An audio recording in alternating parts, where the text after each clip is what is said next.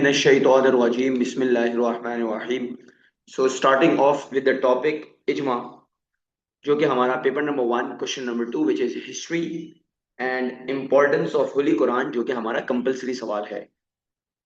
And this topic is sources of Islamic law. चलें जी, let's begin the show. देखते हैं इसके अंदर क्या क्या चीजें हम इंशाल्लाह कवर करेंगे, right. So first thing first, बेटा इजमा जो है वो हमारा third source of Islamic law है। अब हल्का सा मैं आपको बैकग्राउंड दूं, इंट्रोडक्शन दूं, तो हमारे पास चार सोर्सेज हैं। पहला कुरान, देन हदीस, देन इजमा एंड देन कयास, राइट। सो इजमा हम बात कर रहे हैं which is the third source of Islamic law. तो हमने सबसे पहले इंट्रोडक्शन की बात करेंगे हम एंड देन फिर आगे बढ़ेंगे। तो इंट्रोडक्शन में हम बताएंगे कि इजमा is the third source of Islamic law and it is the secondary source. Sir secondary का मतलब क्या है कि कुरान और हदीस, ये बात समझेंगे बेटा। कुरान, हदीस, इजमा एंड कयास, इन दो का एक ग्रुप बना लो, इन दो का एक ग्रुप बना लो, राइट। कुरान एंड हदीस को हम बोलेंगे प्राइमरी, इनको हम बोलेंगे सेकेंडरी। सर सेकेंडरी का मतलब क्या है? सेकेंडरी का मतलब कि ये दोनों डिपेंडेंट हैं, इनको जरूरत पड़ेगी प्राइमरी वालों की। तो सर प्राइमरी वाले क्या इंडिपेंडेंट हुए फिर? Yes, obviously, right. तो ये प्राइमरी वाले वो हैं जिनको किसी की जरूरत नहीं पड़ेगी, जिनको मैं कहता हूं independent, right. And these two secondary वाले जो हैं हमारे थर्ड एंड फोर्थ सोर्स, ये हमारे डिपेंडेंट हैं। सर किस पे डिपेंडेंट है? प्राइमरी पे। प्राइमरी कौन? Quran and hadith, right. तो आपने बताया इजमा थर्ड सोर्स है, सेकेंडरी है, इसका मतलब डिपेंडेंट है प्राइमरी पे, ताकि वो कुरान या हदीस के साथ, प्राइमरी का मतलब कुरान या हदीस के साथ मिलके वो लॉ फॉर्म कर सके, right. Now let's move forward to the definition कि इजमा की डेफिनेशन क्या है। अब ये बात समझेंगे बहुत इंपॉर्टेंट तरीके से, राइट। सो इजमा is the unanimous decision taken by Muslim उम्मा on the Islamic matter after the demise of holy prophet सल्लल्लाहु। So ijma is the unanimous decision taken by Muslim Ummah on Islamic matter after the demise of Holy Prophet sallallahu alaihi wasallam। Sir unanimous का मतलब ये है table पे बहुत सारे लोग बैठे हुए हैं, ये एक कलेक्टिव फैसला हो रहा है, unanimously everyone is agreeing on that particular matter. तो यूनानिमस का मतलब सब लोग बैठे हुए हैं टेबल के अंदर, एक बच्चे का फैसला नहीं है, तो ये तमाम लोगों का फैसला है। So ijma is the unanimous decision taken by Muslim Ummah on Islamic matter after the demise of Holy Prophet, यानी कि हुजूर की डिमाइस के बाद, राइट। तो ये हमारी डेफिनेशन है इजमा की। अब सवाल ये है सर हम ये इजमा यूज कर रहे हैं, तो इजमा की क्या इजाजत मिली है हमें? क्या कुरान ने या हदीस ने इसको अलाउ किया है या नहीं किया? तो हमारे पास बेटा दो प्रूफ आते हैं, एक कुरान का और एक हदीस का, कि दोनों ने इसकी इजाजत दी है कि आप ये इस्तेमाल कर सकते हो, राइट। हम ऐसे नहीं कर रहे ना, खुद से नहीं कर रहे, हमें कुरान ने भी और हदीस ने भी इसकी इजाजत दी है कि भाई आप इस्तेमाल कर सकते हो।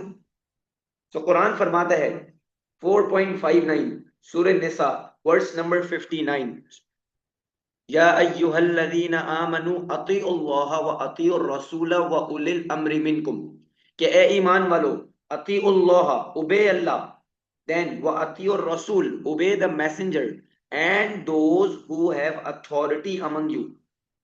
बात समझेंगे।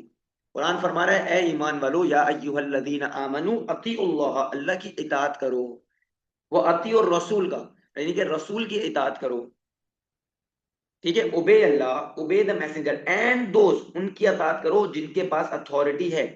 तो बेटा ये जो इजमा कर रहे हैं ये हमारे मुस्लिम स्कॉलर्स हैं, इनके पास अथॉरिटी है, ठीक है, इन्होंने वो पढ़ाई की भी है, तो इनके पास वो अथॉरिटी है। तो हम उनके कोई लॉ उन्होंने जो पास किया है हम उसको फॉलो कर सकते हैं ना बेटा। कुरान लॉ दे रहा है, खुद कह रहे हैं obey Allah, obey the messenger and those who have authority among you, उनको करो जिनके पास अथॉरिटी है। सो ये हमारा कुरान का प्रूफ आ गया। हदीस ने भी और हुजूर सल्लल्लाहु अलैहि वसल्लम ने भी फरमाया, my community will never agree upon any error, कि जब भी कम्युनिटी बैठेगी कभी भी गलत फैसला नहीं करेगी। तो बेटा यहाँ भी तो कम्युनिटी बैठ रही है ना, अकेला बंदा तो फैसला नहीं कर रहा। सो प्रॉफिट ने कम्युनिटी का वर्ड मैंने हाईलाइट भी किया है बेटा, कम्युनिटी जब भी बैठेगी मतलब यूनानिमस फैसला होगा, कभी भी गलत फैसला नहीं होगा। अच्छा अब सवाल होता है सर ये कब इस्तेमाल करेंगे? बेटा मैंने आपको पहले ही बताया, पहला है कुरान, देन हदीस, देन इजमा एंड देन कियास, राइट? तो इजमा का नंबर तीसरा है, तो इसका मतलब ये इस्तेमाल होगा व्हेन कुरान एंड हदीस does not offer clear guidance. मतलब कुरान, पहले कुरान के पास जाओगे, ठीक है, कुरान के बाद फिर हदीस के पास आओगे, जब यहां पर मसले हल नहीं हो रहे then will move forward to the third one which is इजमा। तो it will use after Quran and hadith, right? जाहिर है जो लिस्ट में पहले आएगा पहले उस पर जाओगे, फिर लिस्ट में जो थर्ड पे आएगा पहले first then second and then third. It is very obvious, right? So this is introduction of इजमा। नेक्स्ट इज टाइप्स ऑफ इजमा। अब टाइप्स ऑफ इजमा के अंदर कितने टाइप्स होते हैं इजमा के, तो सबसे पहले बेटा याद रखेंगे, इसको बहुत आसान कर दिया मैंने, फोकस करके सुनेंगे। सबसे पहला टाइप है जिसको हम कहते हैं इजमा उम्मा एंड देन इजमा आइम्मा, right? So there are two types of इजमा, इजमा उम्मा, इजमा आइम्मा। अच्छा अब सवाल ये है सर ये इजमा उम्मा का मतलब क्या है? बेटा ये वर्ड पकड़े, उम्मा, उम्मा का मतलब ऑल मुस्लिम्स एग्री, मतलब तमाम लोग, तमाम मुस्लिम एग्री करते हैं, इजमा ऑफ ऑल द पीपल, ठीक है, यूनिवर्सल इजमा है बेटा ये। उम्मा का मतलब ऑल द पीपल। सर क्या मतलब ऑल द पीपल? बेटा मैं कहता हूं पिलर्स ऑफ इस्लाम पांच हैं, आप लोग भी ये कहते हैं सर हाँ पिलर्स ऑफ इस्लाम पांच हैं। मैं कहता हूं आर्टिकल्स ऑफ फेथ छह हैं, राइट? जिहाद उसके साथ अलग आता है, तो आप लोग भी एग्री करेंगे, राइट? मैं कहता हूं हुजूर सल्लल्लाहु अलैहि वसल्लम is the profit of Allah, is the last profit of Allah, right?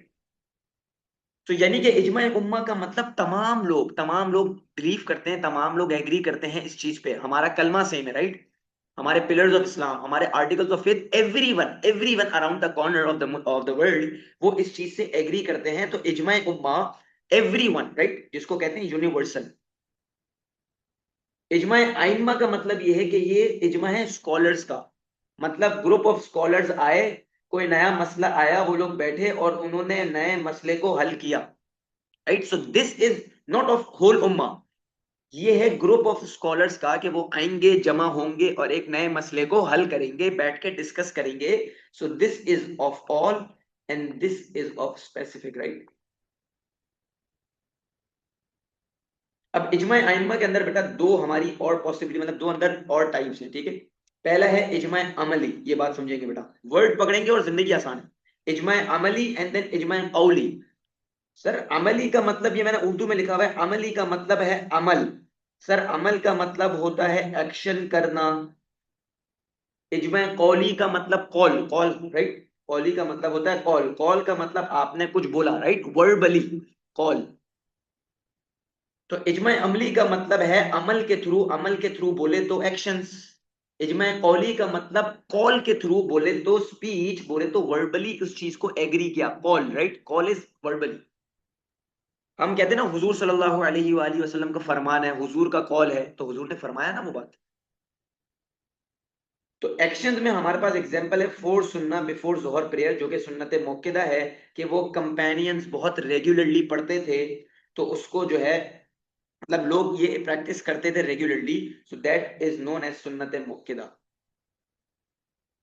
ये वो सुन्ना जो हम जोहर से पहले पढ़ते हैं, जमात से पहले तो चार सुन्नत होती है, सुन्नत मुक्किदा ये अमल है ना बेटा, ये एक्शन कर रहे हैं, हम सुन्नत पढ़ रहे हैं, राइट? नमाज पढ़ रहे हैं, सो this is action, right? So everyone, most of the companions वो ये पढ़ते थे रेगुलरली, तो इसको हम कहते हैं by way of action, by अमली, and this is the example. इजमा कौली का मतलब बाय वे ऑफ स्पीच, मैं आपको पहले ही बताया।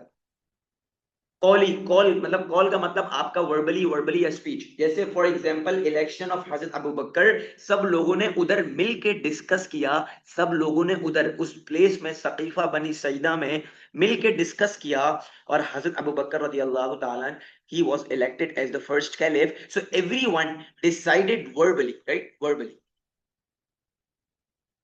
तो सर दो टाइप्स हैं, इजमा उम्मा, इजमा आइम्मा। इसके दो टाइप्स मजीद हैं, इजमा अमली, इज अमल, कौली इज कॉल, का मतलब होता है बोलना, सही है? स्पीच।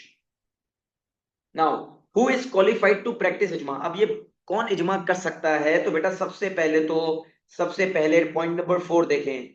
सर मुस्लिम हो, अडल्ट हो, सेन हो, पागल आदमी ना हो, राइट, बाशऊर बंदा हो, ट्रस्ट वर्दी हो, राइट, उस पर भरोसा कर सकें।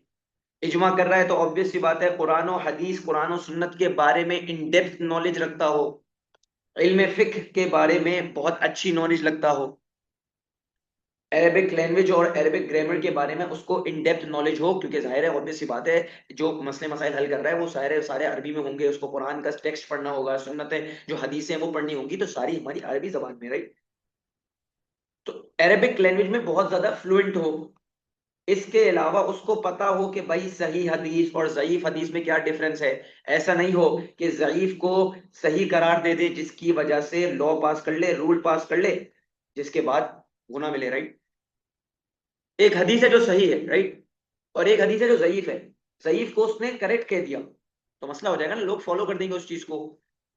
तो इसीलिए उसको हदीस की जो है क्लासिफिकेशन के बारे में नॉलेज हो, सही पक्का सच्चा मुसलमान हो, अरबी आती हो, इल्म फिक्र में चीता हो, राइट, और कुरान और सुन्नत के बारे में उसको इन डेप्थ नॉलेज हो।